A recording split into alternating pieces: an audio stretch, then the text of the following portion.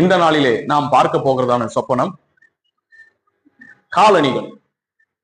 ஒரு சகோதரி என்னிடத்திலே சொன்னார்கள், ஐயா, நான் கடைக்கு சென்று அநேக காலணிகளை நான் வாங்குவது போல சொப்பனத்தில் அருமையானவர்களே, காலணிகள் என்று வேதத்திலே பார்க்கும் பொழுது பாதரட்சையை குறிக்கிறது.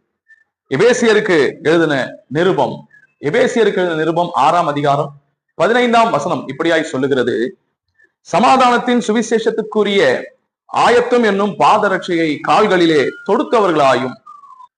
ஆகையினாலே நாம் உடனேயே நான் பாதரட்சையை, அதாவது காலணிகள், அதாவது செருப்பை அல்லது செப்பலை நான் கனவிலே பார்த்து விட்டேன், கடையில் சென்று வாங்குகிறேன், ஆகையினாலே கர்த்தர் எனக்கு சுவிசேஷ ஊழியத்தை வைத்திருக்கிறார் என்று சொல்லி தவறான அர்த்தத்துக்கு நீங்கள் போய்விடாதீர்கள்.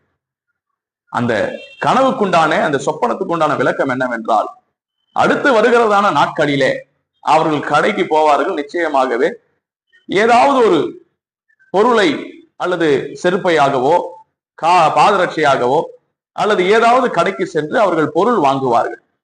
இதுதான் நடைமுறையில் நடக்க போகிறதான காரியம். இதுதான் அதனுடைய அர்த்தம். அடுத்து வருகிற நாட்களிலே அந்த சொப்பனம் பார்த்ததுதான் அடுத்த சில தினங்களுக்குள்ளாகவோ அல்லது 10 நாட்களுக்குள்ளாகவோ அவர்கள் நிச்சயமாகவே என்ன செய்வார்கள், கடைக்கு சென்று பொருட்களை வாங்க செல்லுவார்கள். இதுதான் அதனுடைய அர்த்தம். பாதரட்சைகளை என்னுடைய கனவுகளை நான் பார்த்து விட்டேன், ஆகினாலே சுவிசேஷ ஊழியத்தை கர்த்தர் எனக்கு வைத்திருக்காருன்னு சொல்லி தவறான எண்ணங்களுக்கு போய்விடாதீர்கள்.